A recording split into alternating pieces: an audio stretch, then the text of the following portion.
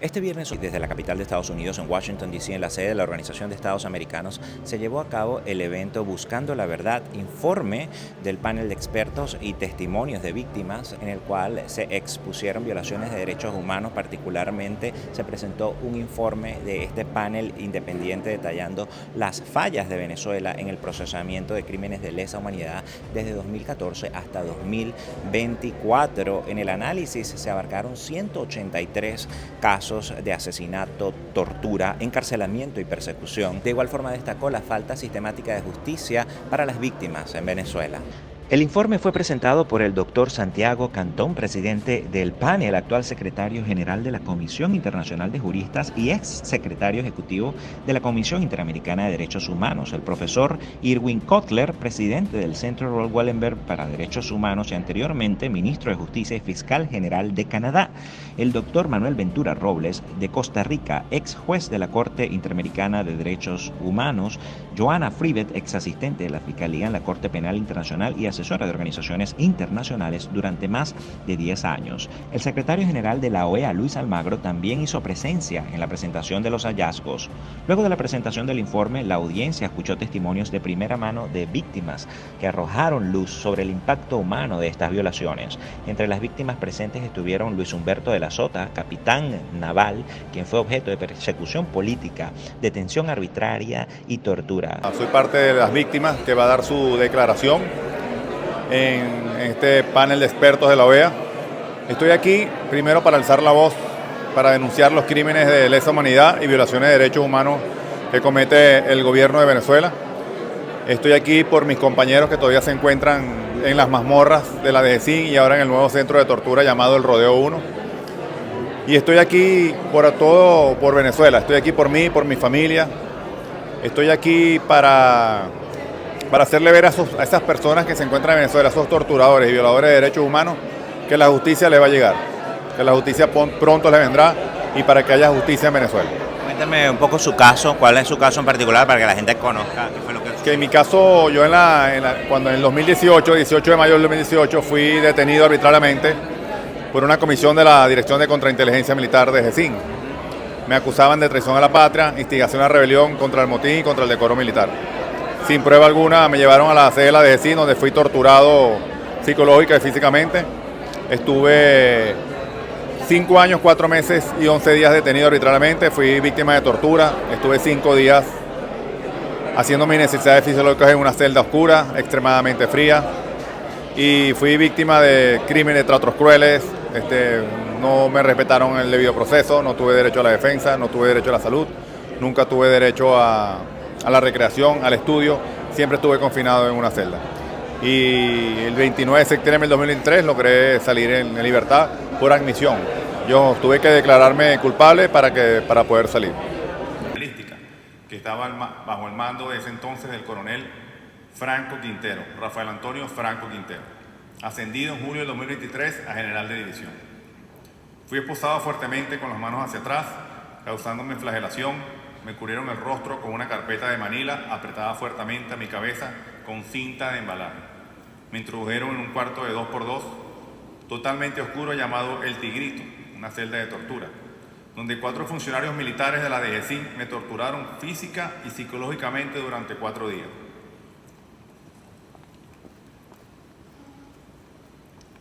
Me asfixiaron en reiteradas ocasiones con bolsas plásticas, hasta provocarme sangrado en la nariz. Me colocaron pistola en la sien, simulando una ejecución.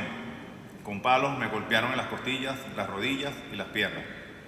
Me privaron del sueño, colocándome en posición de estrés, golpeándome cada cierto tiempo, con gritos, me aislaron celularmente, me inducían el miedo a morir. Me privaron de comida, agua potable y mis medicamentos para la presión arterial. Tuve que orinarme encima, pues no me permitieron ir al baño. Estuve durante esos 4 días tirado en el piso como un animal. Las manos, debido a la fuerte presión de las esposas, se hincharon produciendo un fuerte dolor. Me rompieron la piel de las muñecas y aún tengo la cicatriz. Los nombres de mis torturadores los conocí después. Todos ellos fueron ascendidos de rango militar por Nicolás Maduro. El mayor Néstor Nectalí Blanco Hurtado, el teniente de navío Abel Angola, el capitán Jonathan Eduardo Becerra Requena y el teniente Saúl Moisés Méndez Calderón. Mientras me torturaban, me preguntaban los nombres de los supuestos conspiradores. Yo les respondía que no sabía nada. Me preguntaron si conocía al capitán de corbeta Rafael Acosta Arévalo. Les respondí que por supuesto, que había sido mi instructor en el curso de comando y lo conocía en la época de cadetes en la Escuela Naval de Venezuela. Antes de mi presentación en el Tribunal Militar, el día 20 de mayo de 2018, me trasladaron del Tigrito, una celda de tortura, a otro lugar en el mismo sótano llamado La Pecera, un espacio de tortura, para un chequeo médico de un médico forense del Servicio de Medicina Forense. Este fue llevado a cabo por el doctor Luis Manuel Lugo Pinto. Yo estaba con una capucha negra, visiblemente torturado por presentar moretones, camisa llena de sangre, ropas con olor a orina, laceraciones en las muñecas. Mis torturadores me obligaron a poner mis huellas digitales en un papel, que luego incluyeron en mi expediente, el cual dice que estaba en buen estado de salud y que sufría de hipertensión. Hubo Nixon Alfonso Leal Toro, un manifestante arbitrariamente detenido en 5 ocasiones, sufriendo persecución política y tortura. Mi caso se basa sencillamente en que inicié como activista político, realizando protestas, organizando protestas, y por eso me gané la persecución del régimen, y eso a su vez me envió a la cárcel en 5 oportunidades. Una de esas que más duré fue la tercera oportunidad, en donde estuve en el SEBIN durante 2 años, 7 meses y 22 días, y la quinta oportunidad que fue donde estuve en el DGCIN, la Dirección General de Contrainteligencia Militar, que es en donde recibo una de las más acérrimas torturas que puede recibir una persona que se opone a la dictadura de Nicolás Maduro. Y después de eso, bueno, yo logro mi liberación, paso a la clandestinidad, porque una de las dinámicas del régimen es liberarte para perseguirte igualmente cuando estás en la calle, para de alguna otra forma encontrar una oportunidad donde puedas salir de ti de una forma menos costosa. Y después de eso evalúo salir del país y lo hago por Colombia. Decido venir a Estados Unidos, entonces ahora me toca asumir la posición de inmigrante, en donde utilicé la selva del Darién, pasando Colombia, Panamá, Costa Rica, Nicaragua, Honduras, Guatemala, México, hasta llegar aquí a Estados Unidos, en donde estoy en una condición de refugiado político. Estamos escuchando un testimonio bien duro, ¿no? Dentro de lo que tú puedes condensar de cuáles son los peores tratos crueles e inhumanos que tú crees que aplica la dictadura o que ha aplicado la dictadura en base a tu experiencia, y crees que eso se sigue aplicando hoy día. Mira, primero te digo, se sigue aplicando y se seguirá aplicando hasta que la dictadura de Nicolás Maduro y todos sus séquitos sigan el poder. ¿Y qué cosas hacen ellos? Bueno, utilizan al SEBIN, Servicio Bolivariano de Inteligencia Nacional, y utilizan a la DGCIN, la Dirección General de Contrainteligencia Militar, para perseguir, encarcelar, capturar, desaparecer, torturar de muchas formas a la disidencia, a personas que se oponen a Nicolás Maduro, y los llevan a un calabozo. Los primeros que hacen es ser víctimas de desaparición forzosa, no tienen ningún tipo de expediente, no tienen ningún tipo de prueba que les dé a ellos la oportunidad de encarcelar a estas personas. Entonces van, te encarcelan, te desaparecen un tiempo, te torturan si pueden, y de paso te silencian, te amenazan, le dicen a tu familia que si denuncia, le va a ir peor.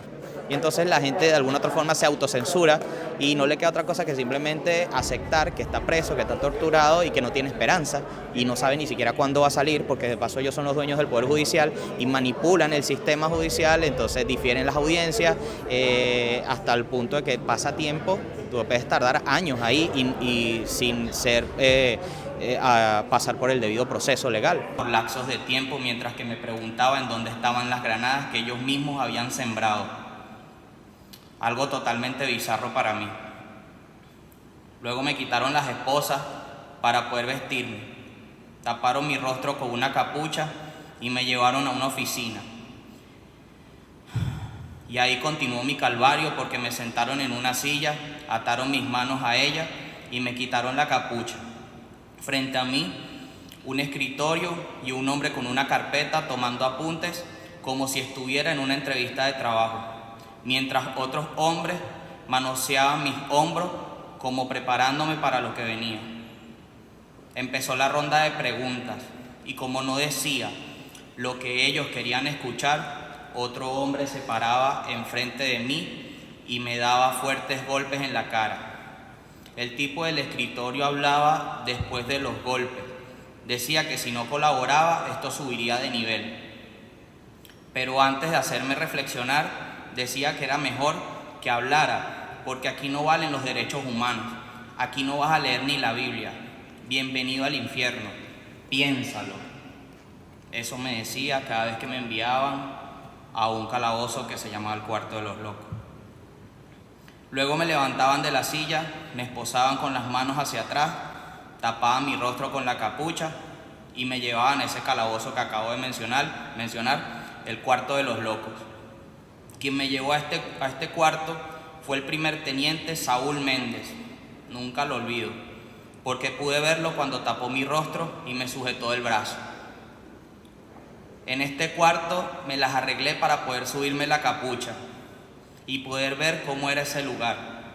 Las paredes eran acolchadas con goma de espuma forrada en una tela color verde oscuro. El cuarto estaba bastante oscuro. La poca luz que había provenía del pasillo debajo de la puerta, que entraba por debajo de la puerta.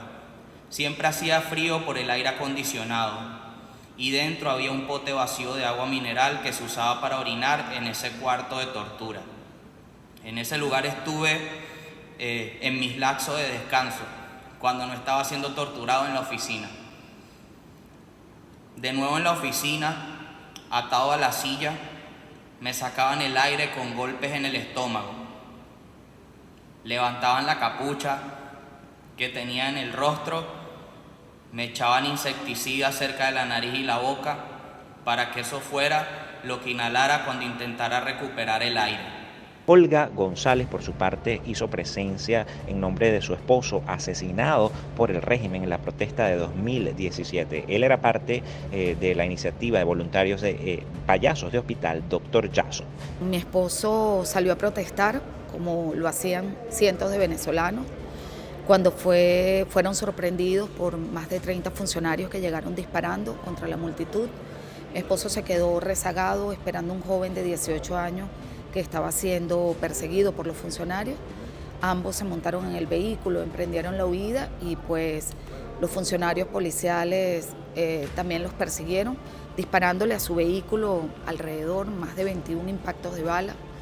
Una de esas balas atravesó la espalda de mi esposo y aunque él se bajó del carro y pidió ayuda, esa ayuda le fue negada, quedando pues muerto en el sitio de los hechos.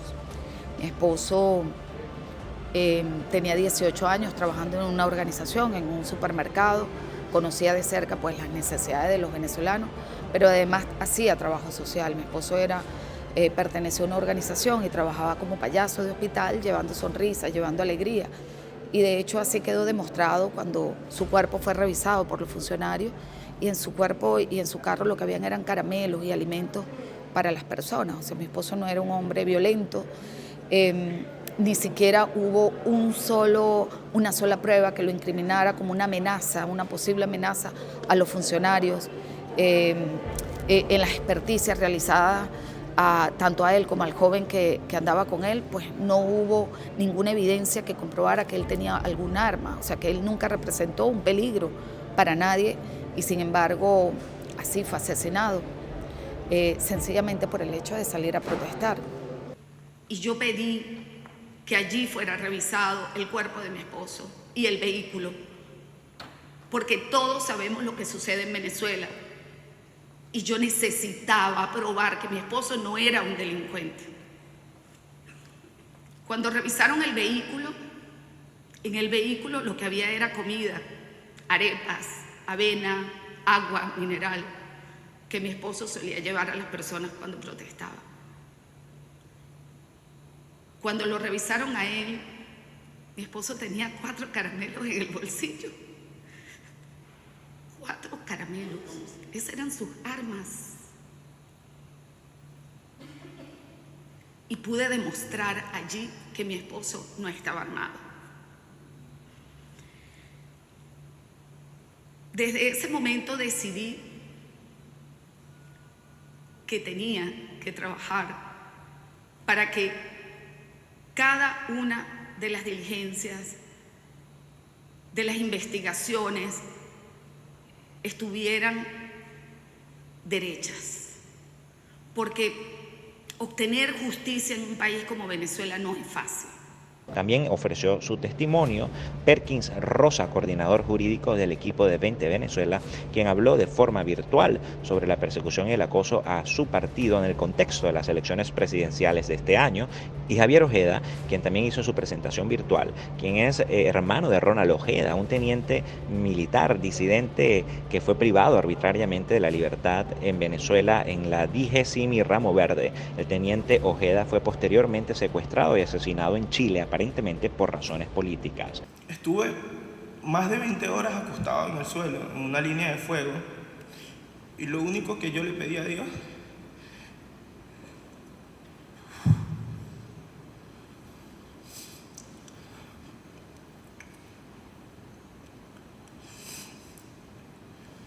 era que no fuera a explotar una granada cerca de mí, que si moría, pedía morir entero, y al levantarme y ver que a mi alrededor habían quedado 3 granadas sin explotar, supe que Dios estuvo escuchando, y me escuchó y estuvo allí conmigo.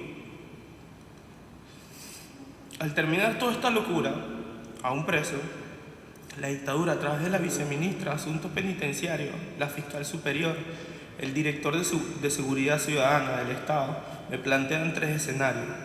Una era la posibilidad de salir del país sin poder volver más nunca. Cualquiera de las opciones que implicara quedarme, sabía que significaba volver a la tortura, el aislamiento y hasta la muerte.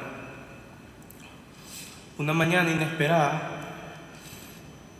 me sacan del centro de reclusión y me llevan a los tribunales y me hacen firmar unas medidas cautelares de prohibición de salida del Estado, prohibición de salida del país y régimen de presentación. Esa era la garantía para la dictadura de que no pudiera volver.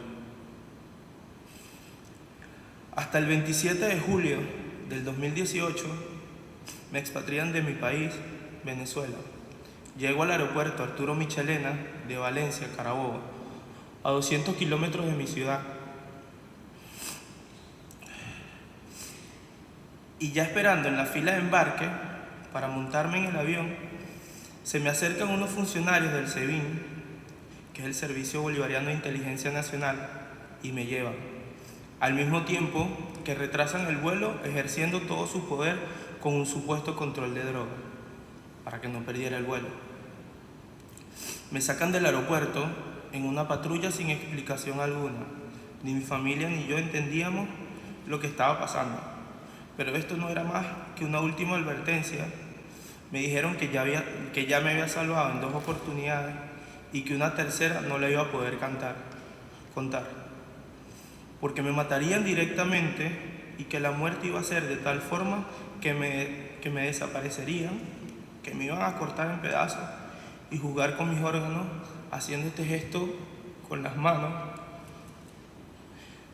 diciendo que mis órganos iban a salir entre sus dedos.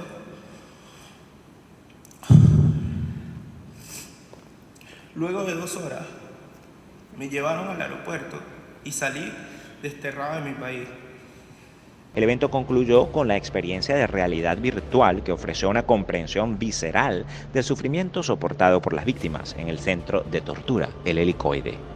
Víctor Navarro, director ejecutivo de Voces de la Memoria, expresionero político venezolano. Sí, bueno, hoy el panel de expertos va a presentar un informe sobre perpetradores y graves violaciones a los derechos humanos que de forma sistemática se cometen en Venezuela. Hoy vamos a tener víctimas, representantes desde el mundo militar, víctimas cuyos familiares fueron asesinados en el marco de las protestas pacíficas dentro del país y víctimas activistas, políticos que fueron detenidos arbitrariamente y torturados dentro de Venezuela. Un poco el rol que tenemos nosotros aquí es poner la experiencia en realidad virtual, que habla sobre el Helicoide, el centro de tortura más grande en América Latina, para poder dimensionar muchísimo más, no solamente a través del informe, sino también a través de esta herramienta tecnológica, cómo viven los presos políticos, pero sobre todo, y lo más importante, pedir 2 cosas: que se liberen a todos los presos políticos y se cierren todos los centros de tortura. Y además decir que esto sigue pasando en Venezuela. Hoy hay alrededor de 300 presos políticos que están siendo torturados en un centro de tortura dentro del país. Santiago Cantón, soy el presidente del panel de expertos independientes sobre Venezuela de la OEA. y soy el secretario general de la Comisión Internacional de Juristas. El panel de expertos lo creó el secretario general Almagro en el año 2017 y llevamos en 6 años hechos 3 informes. En el primer informe se determinó que existían crímenes de lesa humanidad en Venezuela. Fue el primer informe que hizo eso. En el segundo informe se dijo que las reformas judiciales que había hecho el gobierno de Venezuela eran puro maquillaje y que no estaba pasando nada serio en relación a las investigaciones a los crímenes de lesa humanidad. Y en el tercer informe, que es el que presentamos el día de hoy, se está diciendo que de las pocas investigaciones que se han hecho, muy pocas, un porcentaje mínimo, las personas, no hay absolutamente ninguna persona importante detenida y que es necesario cambiar ese patrón que está teniendo lugar en Venezuela. ¿Ha habido un aumento en el tema de violaciones de derechos humanos? ¿Cuál es el balance en líneas generales a la fecha de hoy, preelecciones? Sabemos que en Venezuela el 28 de julio hay elecciones, sin embargo ustedes lo decían hace unos minutos, así hemos sido testigos, parte del equipo de María Corina Machado está siendo perseguido, gente refugiada en Embajada Argentina y otros que están desaparecidos, no se sabe nada, como Dinora Hernández y Henry Alviares, por ejemplo. Nosotros sabemos con certeza que desde el año 2014 se están cometiendo crímenes de lesa humanidad en Venezuela. Eso lo sabemos con certeza porque lo hemos comprobado. Hoy estamos notando también con certeza, porque la información es más que evidente, que hay una persecución política muy fuerte a todas las personas de la oposición y de la oposición política y que se está incrementando claramente en estas últimas semanas por las elecciones que están del 28 de julio. Rodrigo Demanti, secretario del panel de expertos de la Organización de Estados Americanos para la investigación sobre crímenes de lesa humanidad en Venezuela. Son más de 15.000 personas que han sido detenidas privadas de libertad en Venezuela, son casi 2.000 casos de tortura a nivel nacional que tenemos, más de 300 personas que han sido asesinadas en el marco de las protestas y más de 8.000 ejecuciones extrajudiciales que ha cometido el régimen venezolano en contra de los venezolanos. Es difícil tener un espacio en el que las víctimas puedan contar su historia, que puedan tener el tiempo suficiente para narrar el drama que vivieron, las torturas hechas con electricidad, con asfixia, golpes, incluso como evidenciaron cómo otras personas fueron asesinadas frente a ellos en las cárceles. Y esas personas hoy tuvieron la oportunidad de estar aquí, hablar frente a la Organización de Estados Americanos, el organismo regional más antiguo del mundo, frente al panel de expertos internacional, que son los expertos más importantes de la región en la materia de crímenes de lesa humanidad, para que sus casos sean escuchados y puedan ser llevados ante la Corte Penal Internacional. Y todo esto lo que busca es aumentar todas las pruebas que sean necesarias para que la Corte Penal Internacional emita órdenes de captura contra quienes son los verdaderos responsables de estos crímenes. Lo primero que ellos hacen es tapar tu rostro para evitar que le veas la cara a ellos. Algunos tapan sus nombres, otros simplemente están tan comprometidos con el régimen que no les importa, se sienten bastante protegidos. Lo primero que hacen es darte golpes en la cara, lo otro que hacen es asfixiarte, también lo hacen con insecticida como lo hicieron conmigo y también lo hacen con gas lacrimógeno como lo hicieron conmigo. En otros casos yo no lo recibí, pero otros casos sí recibieron fuertes descargas eléctricas. Entonces, aparte de eso, te desnudan, te pueden atar de manos al techo y puedes permanecer ahí días. También te torturan no dándote la oportunidad de que te puedas bañar, de que te puedas asear. Pueden pasar así más de 40 días sin bañarte. También lo hacen como una huelga de hambre inducida, te pueden dar comida 3 veces a la semana y te la dan, te estoy hablando de 40 gramos de comida, eso es nada. Y cuando vienes a ver, te pones flaco como que si tú eres haciendo una huelga de hambre. Entonces más o menos esos son el tipo de mecanismos que ellos utilizan a través de ese tipo de tortura para doblegar a la disidencia. Bien, mi nombre es Demóstenes Quijada, estoy aquí para brindar mi testimonio acerca de la ejecución de crímenes de lesa humanidad que está siendo investigada por el panel de expertos de la OEA con el objeto de documentar la tragedia que atraviesa el país en cuanto a represión política. Yo estuve detenido 5 meses en la Dirección de Contrainteligencia Militar en Caracas. Condiciones más o menos las que ya hemos manifestado varios de los que hemos estado allí haciendo declaraciones y que también han sido recogidas por diversos organismos como la ONU. Tortura, espacios reducidos, condiciones inhumanas, sometimiento a distintos tipos de agresión física y psicológica que no solo afectan directamente a quienes hemos sido prisioneros políticos, sino a las familias y a todo el entorno de ellos. Al menos me brindó la tranquilidad espiritual de saber que efectivamente mi hijo se encontraba a salvo.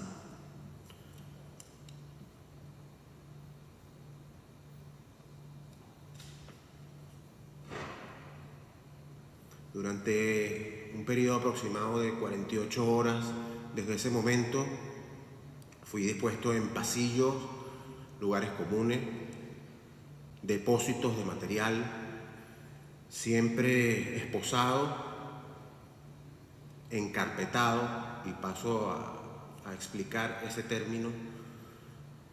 Se refieren ellos como encarpetar a alguien, utilizar material de oficina, carpetas de cartón, disponerlas alrededor de la cabeza y después rodearlas de cinta plástica para aislar sensorialmente al secuestrado. En todo momento debía estar de pie o arrodillado. Si en algún momento adoptaba alguna postura que no fuese esa, cualquier custodio que estuviese a cargo infligía castigo para obligarme a regresar a ella, sin comida, sin agua, sin acceso al baño, prácticamente escondido por no estar regularizado ante la justicia porque no había sido presentado. Lo que quiere decir que durante ese periodo de 48 horas, en términos prácticos, estuve en desaparición forzosa. Luego, el día 4 de abril, soy presentado en el Tribunal 18 de Control, que fue el que dictó la privativa de libertad, pero y haciendo los cargos de terrorismo, tráfico de armas y explosivos y asociación para delinquir, pero ese tribunal no era competente en esa materia y por cuanto entonces se declaró incompetente y volví a las instalaciones del DGCIN en Boleguita, particularmente en ese momento a las instalaciones del DAE, que es la División de Asuntos Especiales, dirigida por el Teniente Coronel de la Guardia Nacional Bolivariana, Alexander Granco Arteaga. Ahí pasé esa noche, por supuesto, bajo amenaza y maltrato nuevamente. Mira, lo que yo te puedo decir desde mi experiencia, o sea, mi presencia acá hoy les dice mucho. ¿Qué les dice mi presencia acá? Que a pesar de todo lo que yo pasé, yo no me rendí. Tuve voluntad de seguir luchando a pesar del costo. No sabía qué iba a pasar. Lo más que podía pasar es que perdiera mi vida. Gracias a Dios no sucedió así. Y acá estoy. Entonces, mi mensaje o lo que yo pienso sobre ese escenario electoral que se avecina para nuestro país dentro de poco es que la calle es el único lugar en donde se gana y se pierde la libertad cuando estamos en un país en donde no se respetan los derechos de ningún tipo. Entonces, si nosotros vamos a la elección a votar, nosotros también tenemos que tener conciencia que tenemos que defender ese voto. Entonces, si vamos a defender ese voto, ¿dónde lo vamos a defender? En la calle. Entonces, nosotros también tenemos que ser actores determinantes y tener el compromiso, el deber de que de alguna otra forma, cuando votemos, estemos en la calle defendiendo nuestro voto, porque es lo único que nos va a garantizar a nosotros la victoria real de esto. No podemos pretender que el régimen nos va a dejar ganar así por así.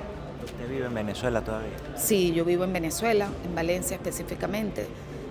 Yo también me dedico a hacer trabajo social, dándole continuidad a lo que mi esposo venía haciendo y por supuesto exigiendo y sigo levantando la voz en contra de las ejecuciones judiciales, además de que el caso de mi esposo sigue abierto, no es un caso que esté cerrado. Llevamos 7 años y todavía no existe una sentencia firme en el caso de mi esposo. No había justicia hasta ahora. En el caso de mi esposo hubo una sentencia por parte de un tribunal donde se determinó la culpabilidad de 6 funcionarios policiales, pero esa sentencia aún no ha sido ratificada por el Tribunal Supremo de Justicia. Seguimos todavía empujando, luchando para que sea ratificada y pues obviamente puesta en marcha esa sentencia. La persecución ha incrementado, se ha exacerbado la desaparición forzada y las detenciones arbitrarias. Y podemos ver cómo a través de la persecución hay 6 personas que injustamente están siendo encerradas por la persecución política en la Embajada de Argentina dentro de Venezuela. Estamos viendo cómo a Henry Elviarias y a Dinor Hernández están desaparecidos y no se le permite visitas desde hace meses, desde hace más de un mes que fueron detenidos. Estamos viendo cómo Rocío San Miguel la tienen en el helicoide. Estamos viendo cómo en este momento están trasladando a presos políticos de cárceles de tortura a cárceles comunes donde también están siendo torturados. Estamos viendo cómo hay amenazas sistemáticas y directas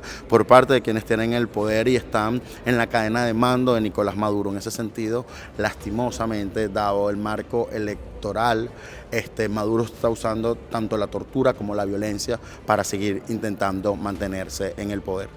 Es la primera vez que el régimen venezolano, cada vez que detiene a un activista venezolano, se encuentra vigilado por la Corte Penal Internacional. Es decir, en este momento cualquier funcionario del régimen venezolano que detenga o cualquier juez que se presta a las órdenes del régimen de dejar detenido y privado de libertad a un activista venezolano, ese nombre pasa directamente a la Corte Penal Internacional. Nosotros esperamos que eso tenga un efecto en los funcionarios, que lo piensen dos veces, porque pueden ser juzgados internacionalmente, ya sea en la Corte Penal Internacional o en otras instancias que también se están creando para conseguir justicia, ya que los venezolanos no conseguimos justicia en Venezuela.